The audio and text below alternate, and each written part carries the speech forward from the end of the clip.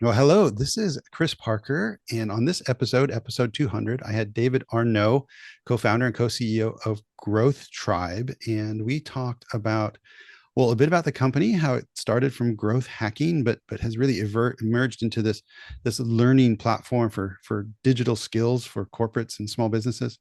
Got into his leadership journey, if you will, and then had a nice dive down a rabbit hole around Gen AI and the impact on business that's happening now and will certainly happen more. So, hey, David, why would this be really valuable for people to listen to it? Yeah, so I would say that it's quite action-packed and theme-packed. I think we touched on a lot of subjects in a short amount of time. We tried to keep it quite actionable with a few tips on tools to use, possibly on a few books to check out, mental models. I think we touched upon 3 or 4 mental models. And if anything, it's very timely. It's very attuned to the zeitgeist and to the times that we're in. So I think that by investing a little bit of time listening into it, you'll come out of it maybe 2% better for the week or for the month, and have a few little resources to go check out. The Business Simplicity Podcast, where we learn about strategies and tactics to succeed through simplicity, with your host, Chris Parker. And welcome back to the Business Simplicity Podcast. This is Chris Parker, and I'm having a conversation with David Arnoux from Growth Tribe. And this is also episode 200 of the podcast. And so I'm delighted for those two things. And I will have to admit that Growth Tribe is one of my favorite brands. So I think Disney is the first, and I have actually a tattoo that I'm not going to show David or you. And I think maybe Taylor Swift is the second. That's a whole other conversation we could have. Looking forward to 3 concerts next summer. But Growth Tribe has been meaningfully relevant, I believe, to the success of my career. And I went back and looking, and I have a growth hacking masterclass certificate from them from, I think, 2016, and AI for marketing and growth from 2018. And I've invited Growth Tribe plus others, and Growth Tribe has been doing in-company training for me a number of times. For example, growth marketing when I was with Power Peers, the energy company. And it is always a delight to talk to David, who is so aware of so many things, and they have been pivoting their company from a growth hacking, I guess, consulting company to really a digital skills platform now, for which I am taking a course, digital leadership, from David. So it's I'm sure we're going to get into digital leadership, we're going to get into AI, and probably a whole lot of other things. So I guess for me, where did the Growth Tribe concept come from? I just want to spend a little bit of time to orient people on Growth Tribe, and then we can get into because Hacking Growth from Sean Ellis came out in 2017, but you guys had already been started by then. So can you just give a little bit of the origin story of where Growth Tribe came from and where is it now? And then we'll jump into maybe digital leadership. Yeah, thanks, Chris. By the way, happy to hear about that Disney tattoo. Wondering when the Growth Tribe tattoo, maybe on the other butt cheek, for example. It's on put on the left one. Yeah. Yeah, that's fun. But no, great to hear. And I didn't even know about the sort of impact that we could have had on you. And then again today, just coming from a place of humility a little bit as well. I'm hoping to learn from you as well, because you've been on so many projects, so many transformations that I'm hoping to ask you a few questions today as well. And so with regards to hacking growth and growth hacking that we started a few years ago, actually, it just came from a place of we were originally consulting, or I was consulting on different projects where I was coming into businesses. So this was, I think, 8 years ago, and helping teams and organizations become more data-driven, more analytic, more experiment-based, because there was this whole trend around Steve Blank and the lean startup, Eric Ries, and agile methodologies. And we just weren't seeing that in the corporate space. And we weren't seeing it in the marketing space. We were mostly seeing it sort of on the product side and in startups. And so we actually just started out as a consulting, a huge need. We started Europe's first growth hacking meetup back in, I think it was 2015, 2016. and crazy amount of people would show up, come back every single week, or actually every single month.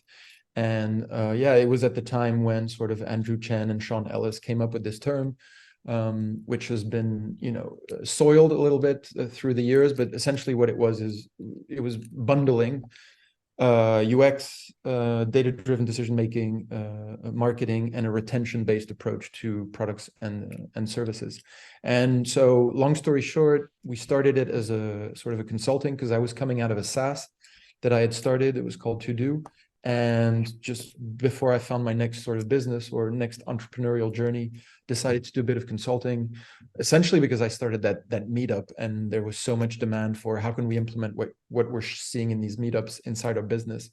And then what we were seeing was that when we were consulting around implementing rapid experimentation, setting up analytics, running these experiments for teams. Now, the consulting model, when we would come back like 6 months later, the way of thinking, the DNA, the mindset wasn't embedded within the DNA of the organization. So then I met my co-founder, who basically said, yeah, dude, we should just turn this into an educational company. The consulting makes less sense. It's too expensive for the client. We're billing like $200-300 an hour, and they're not getting the biggest bang for their buck. Whereas what we were doing wasn't that complicated. So then we decided to test it on a few clients where we would just train them rather than do the consulting work and the implementation. And it turns out like even the interns who had just started could do a better job than we could. And then we decided to turn it into the world's first growth hacking academy, where we were basically taking 3 students, a hacker, a hustler, a hipster. So it was essentially somebody that's very technical, somebody that's good salesy and commercial, and somebody that's more product oriented. And we were combining these 3 people together that had never met, and we weren't even looking at the cultural aspects or the personality aspects. We just, looking backwards, we were really just sort of hacking it together and placing them in a team, whether a corporate or a startup or scale up, and saying, hey, you've got 3 months to run as many experiments as possible and improve these 2-3 KPIs. And it was messy, it was fantastic, some of the best times of my professional life. And that's sort of how it started. So that was the beginning of Growth Tribe. And then we've matured over the years, because it turns out that this idea of growth hacking or growth marketing or growth, whatever you want to call it nowadays, it's just a bundling of some core concepts that allow companies to grow.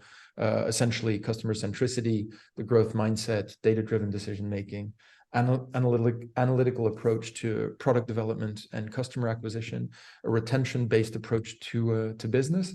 And so then we just diversified, and we started to actually unbundle rather than bundle, and use these as pillars of what we do today.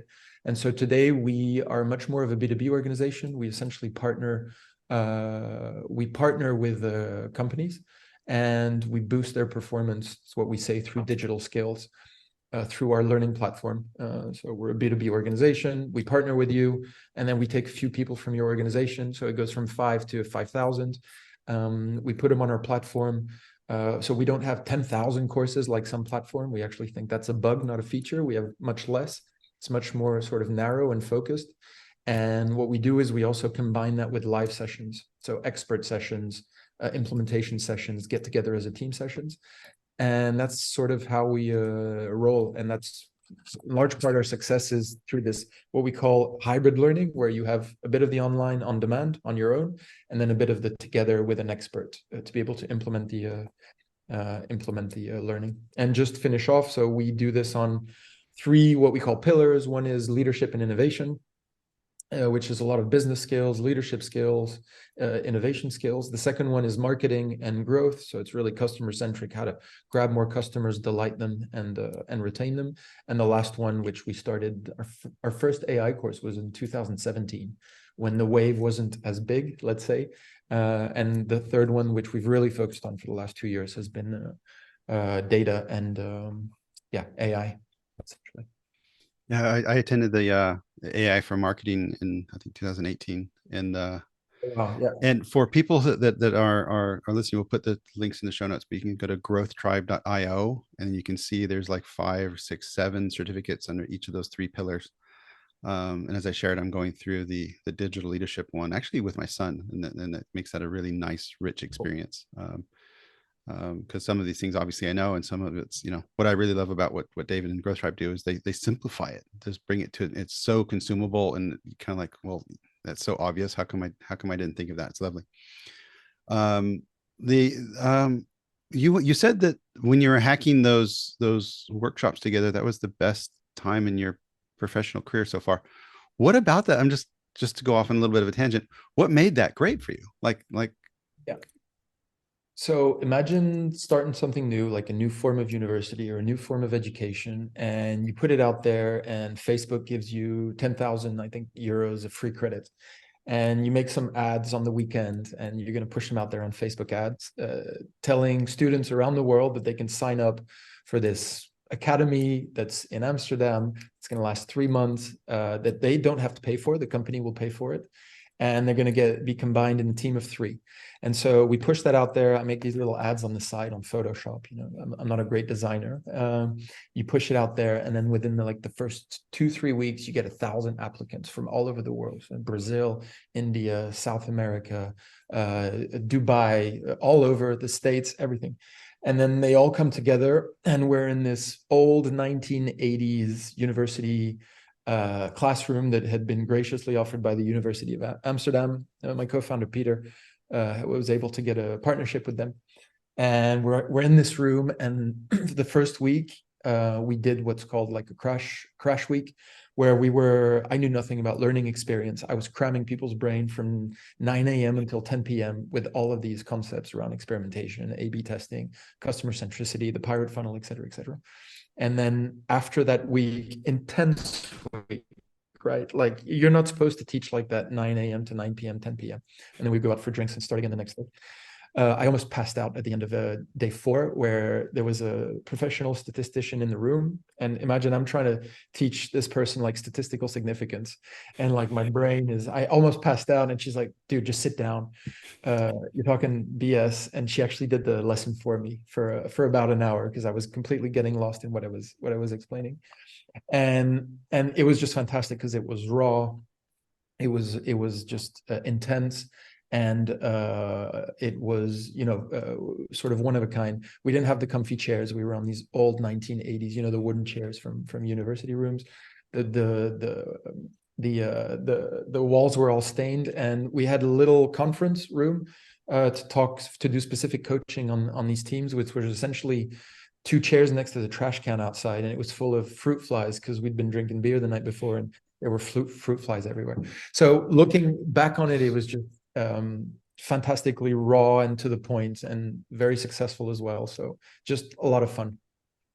And I'm that must have I guess made its mark on you. And when you're talking about, let's say leadership, digital leadership, you're leading like 100+ person organization that's scaling. It's international, I think, as co-CEO, and you also are all studying and delivering the digital leadership certificate, the course itself. Are you able to bring that essence, I guess, and those learnings into a much larger scaled organization? Like how do you keep the essence of that rawness, of that realness when you're leading at scale? Yeah, good question. I think we're much more polished now, of course. A 7 or 8-year-old company. The chairs are more comfortable now. The logos are polished, et cetera, et cetera. But it all comes down to sort of who you hire and the team that you build, and the people that you gather around you, the sort of the mindset, the personality types. And you can really feel it in the sort of the product that we release, and the courses and the platform that we have. And we really come from the world of the tech world, and it's akin to sort of the tech world, right? This sort of messy way of doing things, not messy, but sort of raw, to the point, customer focused. Talk to your customers, look at the data, keep your ego at home, keep politics out of it. So it all comes down to the company values that you set from day one. And I always remember we were in a little office in our first year, and with Peter, we sat down, and Peter, I didn't know anything about branding. He's like a branding expert, and he said, man, we need to come up with cultural values. And I'm like, are you serious? We've only got 1 person working with us. We're only 2. Like, no, we need to define these today. And we wrote them on a whiteboard, and they stayed the same for like the first 5-6 years. essentially. And then we refine the copywriting a little bit to make them a little bit more adult friendly, let's say, but they have stayed the same. So it goes down to like sort of agreeing on them and just writing stuff down, and who you hire, who you surround yourself with. Is that the definition of leadership right there? Who you surround yourself with, 100%. Well, I mean, be clear on your values and and who you surround yourself with. Absolutely.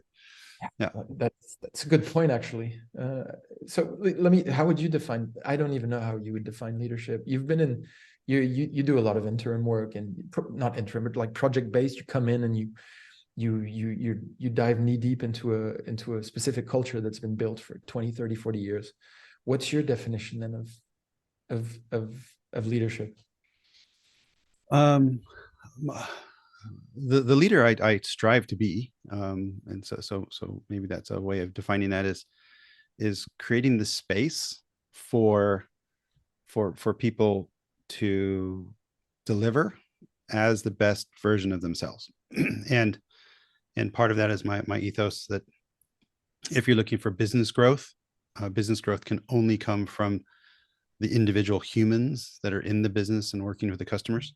And therefore, the personal growth of those people is directly related to the business growth. And so, of course, you can't be responsible for someone else's success or their development and growth. That's their job. But as a leader, I feel I can create the space for that development and growth, because that's, we're going to talk about Gen AI at some point, and just the pace of change there. So if people aren't just constantly curious and open and learning, then the second thing is find them ways that they can get attached to work that they love. So if people are passionate about something, and it's maybe easier in a larger organization that, like if you can match that somehow to say, hey, something that they are just innately passionate about. If someone's into design, then let them go design. If they're into, server maintenance, go, does anyone maintain servers anymore? I'm dating myself. So the, maintain your AWS subscription or whatever. And then, and the last thing is, and this is sometimes for me, the hardest part of leadership is when to know when to help. Because sometimes they just need a rough, kick in the butt and saying, you got this, go for it. And sometimes they're just really not able to do the job for whatever reason, and they actually need a hand, or they're in the wrong place. And so for me, that third part is really the part that wisdom and intuition comes in. And the only way to know that is if you actually know these people, to say like, okay, I feel you're actually struggling. Let me actually intervene, as opposed to, okay, deep end, go for it. So I know that's an off the cuff definition of leadership. I like it. I actually pretty much agree. I think it's our role to create the right context. Essentially, it's really about context. I was looking at some Feynman lectures about 2-3 years ago, and I saw that he was talking about a H2O molecule, which is essentially the same molecule, whether you're talking about ice, water, or gas. The only difference is sort of the context that molecule is in. And so in a gas molecule, the in gas, the H2O molecule is moving. They're all moving so fast that they sort of evaporate. In water, they have a little bit less speed, so they're sort of fluid like that. And ice, they're completely compressed together. And so an individual, as brilliant as they are, can only express that brilliance or a certain attitude depending on the context that they're in. And I'm not saying you should be like water all the time, or always like gas, or always like ice. It really depends. There's that beautiful book by Cotter that's called XLR8 that talks about the network and the hierarchy for organizations. It's not all about being all agile all the time and experimentation based, but it's leaders' role to identify the balance between the top down and the sort of more flat approach. It's the leader's role to identify, okay, here we need efficiency and we need optimization, whereas here we need creativity, brilliance. Here we need to be an army, and here we need to be pirates, on the other hand, or artists. And so that's what's so interesting about these leadership positions. And I'm not just talking about CEO, co-founder, C-level, whatever you want, even at manager level, even managing your day, being the leader of yourself. That might sound a bit corny, but it's so true. What's the most important I can focus on today to have an impact? Well, do I understand what impact means within my context? And then it's really about striking a balance, and it's all about nuance in the end. And for me, the leader is really the one who is able to create a context and understand that sort of that balancing act and that nuance. Early stage startup, early stage project, it's go, go, go. There's no such thing as process implementation, unless you're like in deep tech. But apart from that, it's just go, go, go. As many iterations as possible, gather as much information about the market and about yourselves as possible. So it's pure frequency. And then once you start to go within larger organizations, it starts to be a little bit more complicated. You've had that whole stakeholder management, stakeholder alignment aspect, that whole political aspect, that whole game of egos. Usually the fact that the incentives of the individual within larger organizations are not aligned with the incentives of the business. I see that maybe 95% of the time. So sometimes it's just about identifying what is that one use case where the incentives of the individual are aligned with the incentives of the organization. But yeah, it all comes back down to context. At least in my opinion, the role of the leader is just to create to create an environment where the organization can manage uncertainty, essentially, and indeed where people can thrive and find purpose. And so on that one, like for organizations like mine, it's pretty easy to find purpose because we're like an education company. So, it's in the mission, it's in the vision. But if you're doing something a bit more boring, then it's really about people being able to find their individual purpose. And that's where I love these decentralized org charts and operating systems where people actually see the impact of what they do on a daily basis. And there's a cadence of, I feel my purpose, I feel my impact. But that's maybe a bit of a tangent. What did you mean by decentralized organization systems, or what did you say there? So, there's this whole trend towards more agile organizational methods and holacracy and working in pods rather than, if you look at org charts of 90% of companies, they still haven't changed, right, for the past 100 years since Adam Smith, et cetera. And it's top-down command and control. And we talk a little bit about this in the leadership, in the leadership course. It's been a while since I talked about it, but essentially you have the difference between this comes from physics. You have the difference between complex systems and complicated systems. Complicated systems, it's like a complicated IKEA piece of furniture to fix, whereas a complex system, it's the weather, it's our bodies, it's cities, it's the way people organize in cities, and it's also companies, organizations, and organizations are complex systems. And in the world of physics, there is no command and control for complex systems. There is not a single point of failure, for example. It's too complex. There's only sort of a direction, and it's the leader's role to understand the direction, to try to influence it, and to create the right context to be able to ride that wave of complexity. And just to finish on that one, I think that the organizational designs that most companies have with very top-down hierarchical and the way that decision-making takes place is just not adapted to a world where we actually need to pivot every 2 years, essentially, and innovate every 6 months, almost. A couple of plugs, and then I want to jump into Gen AI because I think it's relevant. One, Holacracy. I had Brian Robertson, the founder and creator of Holacracy, on, and I was expecting to pick his brain about Holacracy. We ended up talking the whole time about love and how Holacracy, it was described him as like kind of stealth spirituality in an organization. So that's a little teaser if people want to go find that one.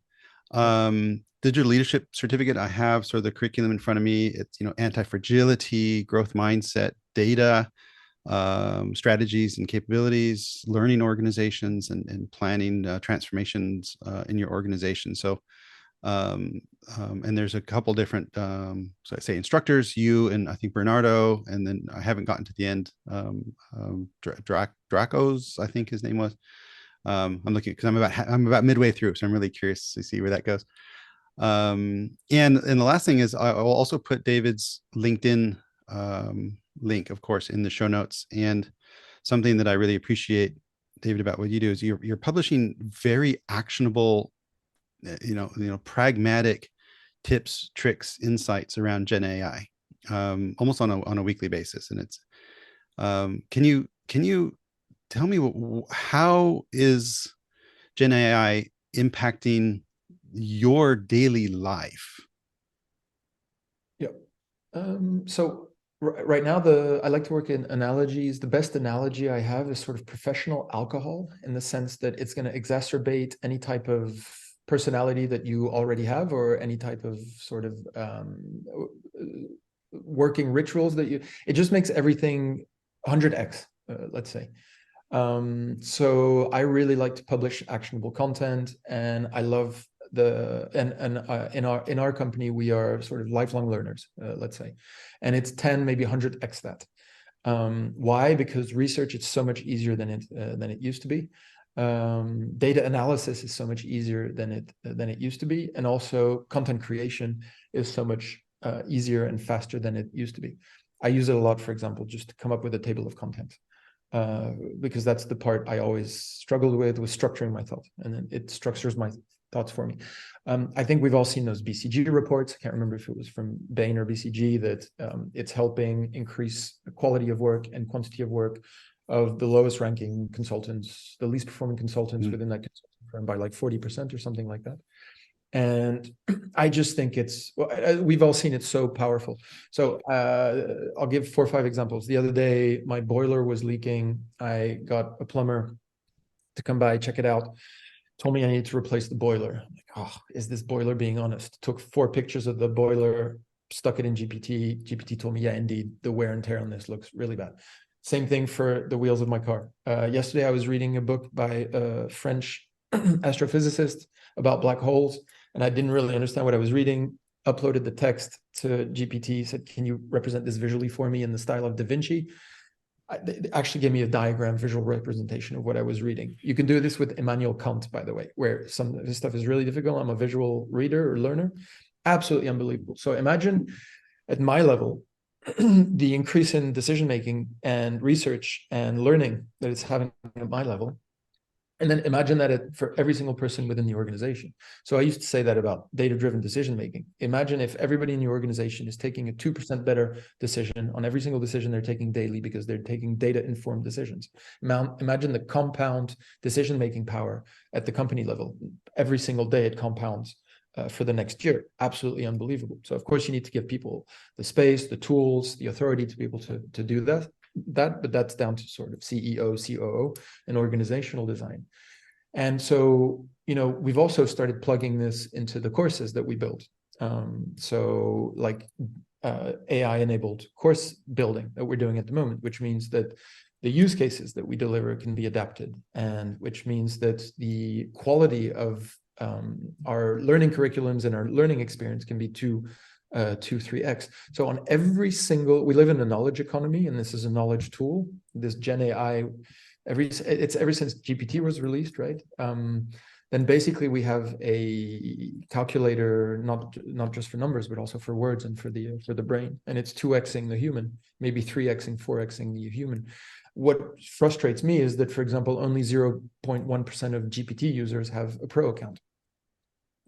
And only very, very few people actually start using it. So it's like anything, it's a tool, and it's going to be used by the, quote unquote elites. There's a lot of laziness. Why does it frustrate you that only 0.1%? Because I'm one of them. It's on my to-do list to go up to pro, but I think they even stopped allowing pro accounts. So I'm curious if that's back there. What I've heard is GPT-4 is like, considered like 100 times better than whatever the last 3.7 or whatever it was. But why does that frustrate you?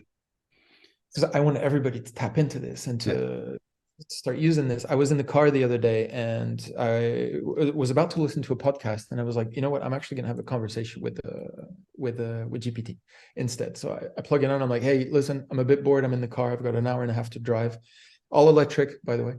And then although there's a debate there, but so I said, can you tell me about an obscure war that happened in Africa and more than in the past centuries that not a lot of people know about, and that's extremely interesting. And then it starts telling me about the specific war, and then we go into something around the Barbaresque Wars, which is essentially where pirates used to kidnap people from Europe, and they were treaties. Just absolutely fantastic. And of course, there was a limit on my GPT-4 usage. So after half an hour, it stopped, but it was more interesting than any podcast I'd ever listened to. And I could dive into because like, oh, what's the name? Is there a famous corsair or a famous pirate from that period? And can you tell me a little bit more about his life, and did his wife have an influence? So you can really like make your own podcast essentially. And then I was like, okay, now I'm bored with this. I don't really understand how the digestive system works. I still don't understand the difference between the liver and the kidney. And it just goes like 5-10 minutes down that direction. Now I have an analogy for how the liver and the kidney work. Absolutely amazing. I uploaded my kids' homework. And it was like, I was struggling with this geometry homework. Can you explain this to us with the analogy, like if it was his favorite video game, which is Red Dead Redemption 2. Boom. Individual lesson with an analogy for Red Dead Redemption 2, which is absolutely amazing. And so I think everybody should be using this at the moment. It's the human brain on steroids. Of course, there are issues. The godfather of neural networks is starting to regret ever having worked on it and sort of released it, because this is godlike power. And are we getting AGI in the next 20, 30 years? Are we getting ASI, artificial superintelligence, et cetera, et cetera, et cetera? This sort of the jury's out on those ones. Yeah, but those things are a bit inevitable. And one of your recent posts was about Gen AI inbreeding, and I hadn't actually thought of the term inbreeding, although I have thought about the problem before, because if Gen AI is basically repeating patterns from the internet, and Gen AI is making those patterns at some point, it the creativity will converge. If all else is equal. How real do you think the problem of Gen AI inbreeding really is, or is that just more of a thought experiment? No, I think it's really real. There's two schools out there. There's one school that says that the input for these models needs to be human based. So let's call it like school A. So humans need to, because AI is not capable of truly creative thought or input. And then there's school B that's like basically saying that the Gen AI can create content to sort of train itself, actually. And I think that there's been some. We used to talk a lot about this internally, that it was basically school one is right, and all of the everything's going in the direction that school one is actually correct. And then I think that little by little, we're starting to realize that this stuff's a lot more powerful than we thought it was. And I'm starting to be sort of school two. So team B. I think that there was something interesting the other day around Q and Q star. Of course, every month people are asking if super intelligence has been achieved. OpenAI made a breakthrough on Q, which some internally seem to believe could be a breakthrough in the startup search for super intelligence. So OpenAI, they define AGI as AI systems that are smarter and more capable than humans. Q-star was a concept in reinforcement learning. It was specifically related to what's called, I think, the Q learning algorithm. And then there was like Q value and optimal policy and a Bellman equation and blah, blah, blah.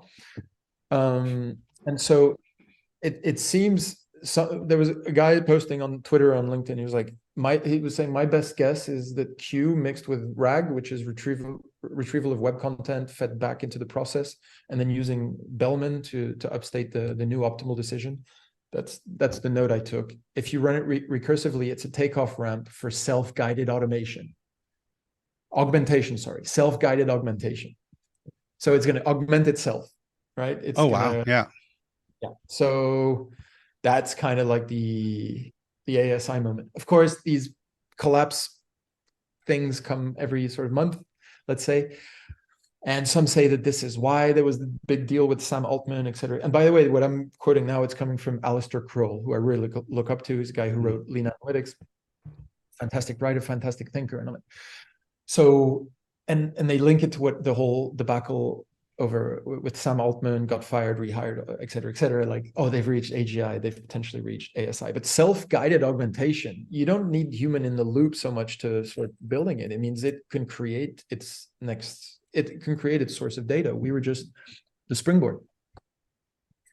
So yeah, get that pro account, start playing around with it, because it's fantastic. But then for me, it's like not paying for electricity today. It just doesn't make sense. No, it doesn't make sense. But as far as like general AI, exceeding the capabilities of humans, it sounds like you believe that's near, based on these words, or if it's just self-guided augmentation, that means it will continue to improve itself. But what's the definition of intelligence, right? We do Yeah. IQ tests. We're looking at general intelligence, and on general intelligence tests, you have a few things. So you have writing, I think it's spatial recognition, and then numbers, right? So on all three of those, it's already destroying us, and it's in a good mood, 24/7, always available, never tired, doesn't need nootropics, peak performance.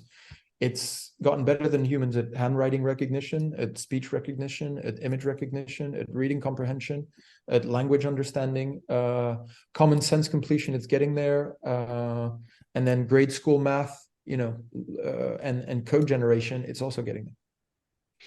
Yeah, So, some of these have passed like the bar exams for to become a lawyer in the States and stuff, apparently, because it's just... and ask it to come up with the painting for the meaning of life, Dolly 3. Yeah, it doesn't come out of, art comes out of sort of suffering and pain and emotions and stuff like that. But the output, even though the process is not the same, the output is, for me, it's very, very hard to differentiate. I would suggest people to jump on it just because it's also fantastic and it makes work so much more fun. We released our AI for Business course where we go through all of this stuff. It just makes work so much more fun. It's funny. I was just going to plug that, meaning there is, if growthtribe.io under certificates, there's an AI for Business. I've not taken that one. It's definitely on my to-do list. I have a subscription to the Growth Tribe platform so that I can kind of eat this content as I go, which is lovely. I'm very selfishly appreciative of all that.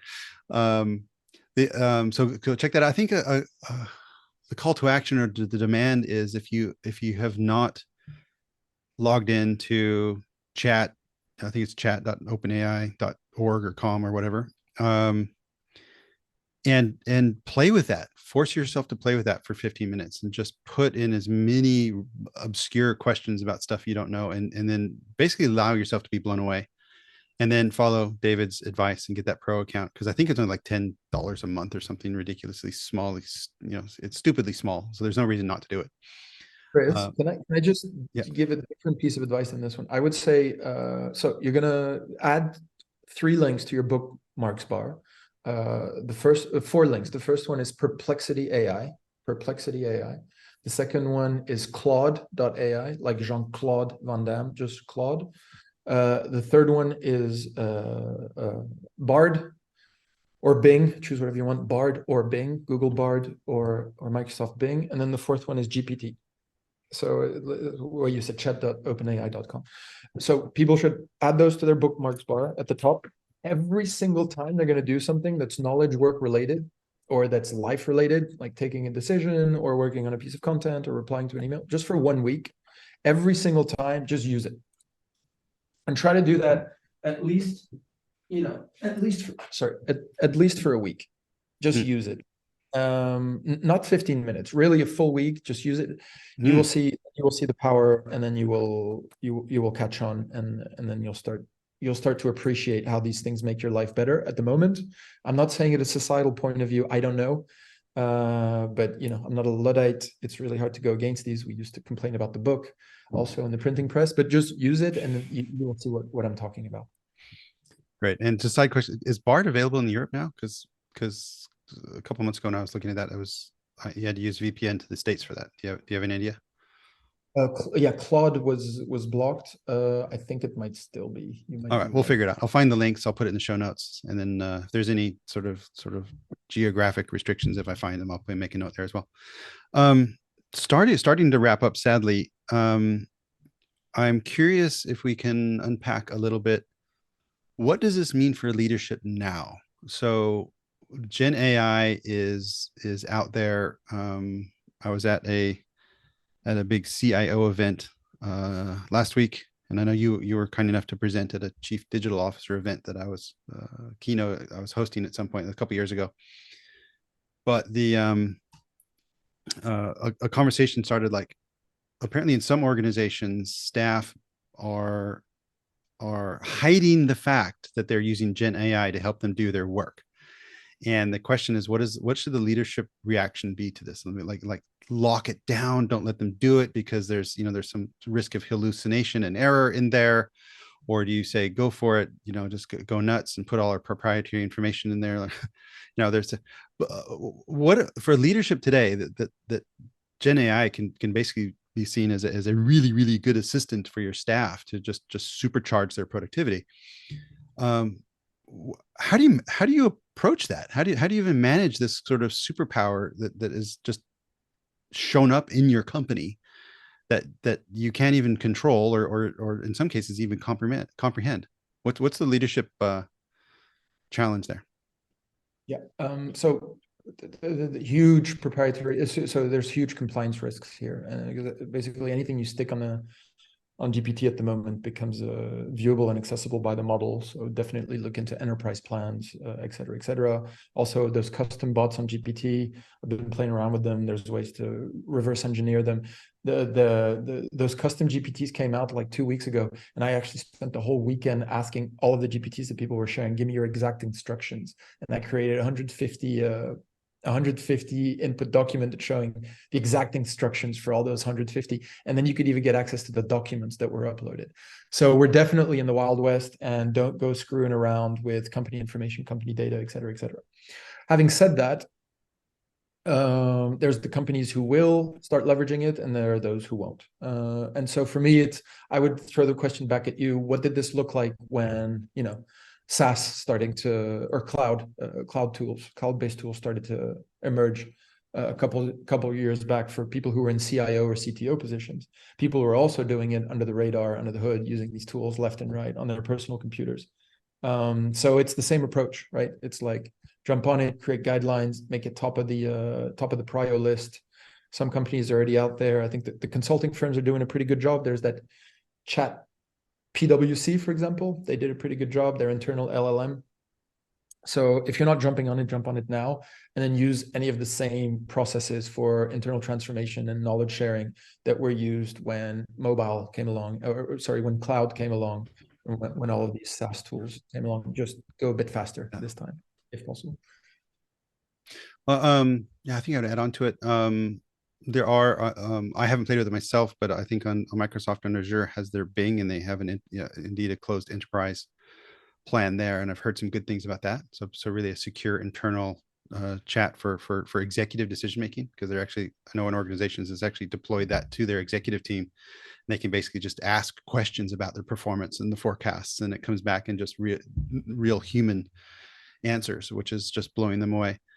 I think, on that, just one example that we released last week is our marketing team and our commercial team, our sales team, which are actually, they're more consultants.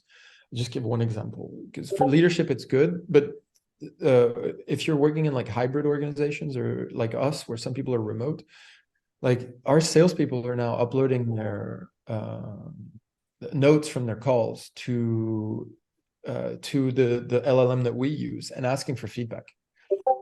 And that feeling of loneliness just is removed, because after a call, you feel super lonely. You're all alone. You're in your room and you're in the office. And like, who can I tell? Oh, I just had a great call, or I had a shitty call.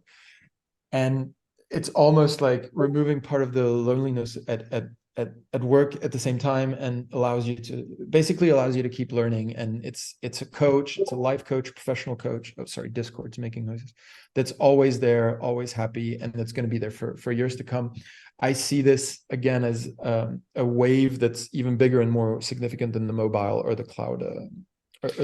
Well, that's kind of where I was going to go with it, being kind of an enterprise tech guy. Back in the day, we had mobile strategies, but no, yeah, it's ridiculous now. If you had a mobile strategy, you'd be loud. We used to have cloud strategies, and I think sustainability strategies. There's definitely something people should be doing right now, but I think having a Gen AI strategy, and what that would do for, I'm talking about a larger, more traditional organization, so not a really digital native organization, is it would put it clearly on the radar, meaning in a controlled way. And so then you can actually have meaningful, structured conversations with the executive team about risks and benefits. So at least you can get the conversation started. But if you roll forward, 3 or 5 years, then that would also be considered a ridiculous thing to have, because it just part of the tool set of living then. And then find some sort of coalition of forward thinking, like-minded people that would like to do some structured experiments. So like if you had a number of sales teams or operational teams, and then kind of do some A/B testing, maybe, it's like, let's see what we can do over in this corner. And then if you get some proof cases with actual metrics, and you can bring that to the bottom line, and also to maybe, customer satisfaction, like if salespeople are more satisfied because they have someone to chat with afterwards, and they're happier about that. And then through that, I think you will find other use cases. Because what I'm also seeing is enterprise software, pretty much any enterprise software will be AI enabled in the next couple of years, if it's not already. Like Salesforce has got Einstein and stuff. So a lot of this stuff is just going to be showing up anyways, but definitely have a strategy in case for compliance reasons and the risks of bias and things like that. There's some stuff that you really need to put in place in order to really exploit this, I think. Yeah, and I think that the larger organizations the models themselves are not so revolutionary anymore. I mean, a lot of them are open source and stuff. So it all comes down to the quality of the data that you have, and if you have data that nobody else has, and that's an advantage that the corporates have on the smaller orgs. So if anything, it's the ideal time to set this up. I agree with you on the steps. We're same thing in the leadership course. We talk about creating your action plan. We really just follow the Cotter eight-step model, where but the step one that's always forgotten is creating urgency. So if there's no urgency within leadership, nothing's going to happen. There's going to be no change. So the step one is always creating urgency, and then forming a guiding coalition around that urgency. And that urgency comes from, seeing what's possible with this stuff.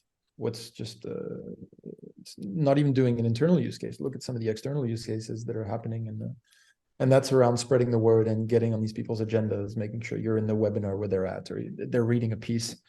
And then so you form that powerful guiding coalition, and then typically then you create that vision for change. Where do we want to see the change? Communicate the vision, and then you start to gain those quick wins.